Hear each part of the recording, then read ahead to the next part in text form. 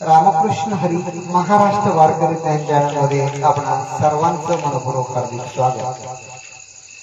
आपल्या मुलांच्या मनातील आपण प्रश्नाचे उत्तर जाणून घेत आहोत। आता प्रश्न विचारणार आहे राजवीर खैरे। बघूया आपण राजवीरच्या मनामध्ये काय प्रश्न आहे। रामकृष्ण हरी महाराज, मी राजवीर बाबा खैरे, आता 7वी। महाराज, मला प्रश्न पडला की देव आणि संत यातील फरक काय? तर अत्यंत चांगला प्रश्न आहे। देव आणि संत यातील फरक बऱ्याच जणांना माहित नाही, आणि माहित जरी असला तरी वेगळा वेगळा अनुभव असतो। तर देव कशासाठी अवतारला येतो आणि संत का अवतारला येतात याच्यात फरक आहे। श्रीमद भगवद्गीतेच्या 4थ्या अध्यायामध्ये भगवान श्रीकृष्ण अर्जुनाला सांगतात, यदा यदा हि धर्मस्य ग्लानिर्भवति भारत अभ्युत्थानम् अधर्मस्य तदात्मानं सृजाम्यहम् परित्राणाय साधूनां विनाशाय च दुष्कृतां धर्म संस्थापनार्थाय संभवामि युगे युगे।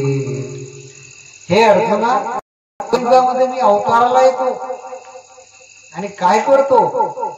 स्थापना करतो, अधर्माचा नाश करतो, साधू सज्जनाचं रक्षण करतो आणि दुर्जनाचा संहार करतो।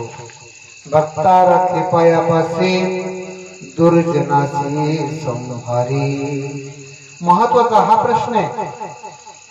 देव जेव्हा अवताराला येतात तेव्हा दुर्जनाचा नाश करतात। प्रभू रामचंद्र अवताराला आले, रावणाचा नाश करतात। भगवान श्रीकृष्ण अवताराला आले, कंसाचा नाश केला। हिरण्यकश्यपू याचा नाश करणारे नरसिंह भगवान।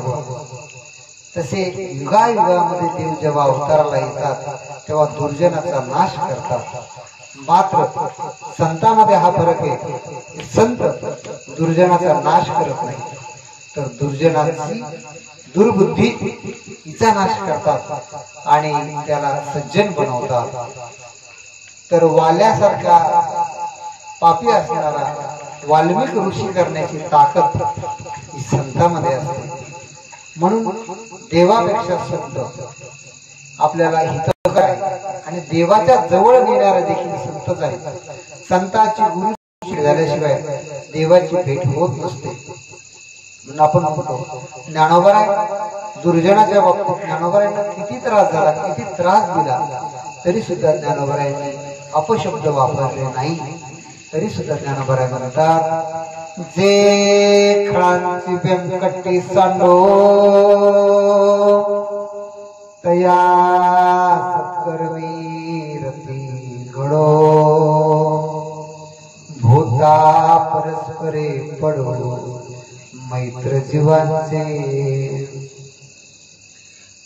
जे खळांची व्यंकटी सांडो, खळ आहे, दुर्जन आहे, त्यांची वाईट बुद्धी नष्ट हो आणि त्यांच्या ठिकाणी सद्बुद्धी प्राप्त हो अशी इच्छा करणारे कोण आहेत तर ते संत आहेत। आणि म्हणून जसं असेल तसं त्याला स्वीकारून त्याला चांगलं करण्याचं काम संत करतात। मात्र दुर्जन असेल तर त्याचा संहार मात्र भगवंत करत असतात। तर हा सर्वात मोठा फरक आहे देव आणि संतांमध्ये। देव जर अवताराला आले तर आपला उद्धार होईल हे सांगता येत नाही, पण जर संत अवताराला आले तर आपला उद्धार झाल्याशिवाय राहणार नाही। म्हणून विशेष करून महाराष्ट्र ही संतांची भूमी आहे। उत्तर प्रदेशमध्ये ही देवभूमी आहे, ती तशी ही संत भूमी आहे।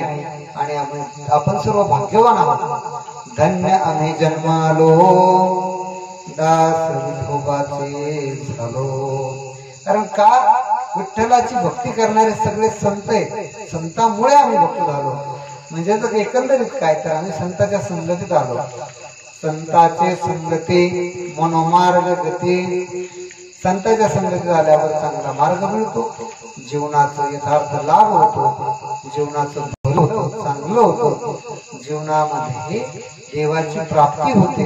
म्हणून संत संगती ही देवाच्या संगतीपेक्षाही आपल्यासाठी महत्वाची आहे.